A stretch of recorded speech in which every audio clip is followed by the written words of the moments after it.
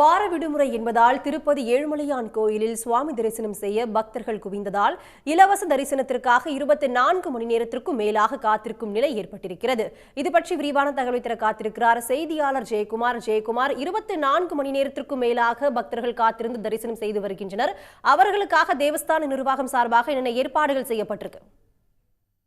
திருப்பதி ஏழுமலையான் கோயில் வார விருது நாள் என்பதால் பக்தர்கள் கூட்டம் அதிக அளவில் உள்ளது. இலவச தரிசனத்திற்காக வைகுண்டம் காத்திருப்பு அறையில் உள்ள 31 அறைகளும் நிரம்பிய நிலையில் 3 கிலோமீட்டர் தொலைவில் வரை அமைக்கப்பட்டுள்ள சிலா தோரணம் என்ற இடம் வரை நீண்ட வரிசையில் பக்தர்கள் காத்திருக்கின்றனர். இதனால் இலவச தரிசனத்திற்கு 24 மணி நேரம் பக்தர்கள் பொறுமையாக காத்திருக்க வேண்டும் என்று தேவஸ்தான அதிகாரிகள் தெரிவித்துள்ளனர். இதே போன்று ஆன்லைனில் 300 ரூபாய் டிக்கெட் முன்பதிவு செய்த பக்தர்கள் 5 மணி நேரமும், திருப்பதியில் வழங்கக்கூடிய சர்வ தரிசன டோக்கன்கள் பெற்ற பக்தர்கள் 6 மணி நேரம் காத்திருக்க வேண்டும் என்று தேவஸ்தான அதிகாரிகள் தெரிவித்துள்ளனர். இதே வேண்டுதலின்படி அலிப்பிரி மலைப்பாதையில் நடந்து வரக்கூடிய பக்தர்களும் 24 மணி நேரம் காத்திருக்க வேண்டிய நிலை ஏற்பட்டுள்ளது.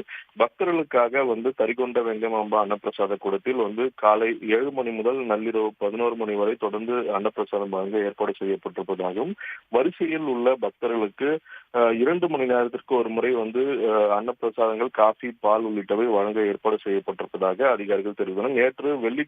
நேற்று காலை அதிகாலை 3 மணி முதல் நள்ளிரவு 12:30 மணி வரை 76,181 பக்தர்கள் சுவாமி தரிசனம் செய்து உண்டியலில் நேற்று ஒரே நாளில் 4,88,00,000 ரூபாய் பக்தர்கள் உண்டியலில் காணிக்கையாக செலுத்தியுள்ளனர். ஜெயக்குமார், தற்போதைய விவரங்களுக்கு நன்றி. உடனுக்குடன் செய்திகளை தெரிந்து கொள்ள சன் நியூஸ் பெல் ஐகானை கிளிக் பண்ணுங்க.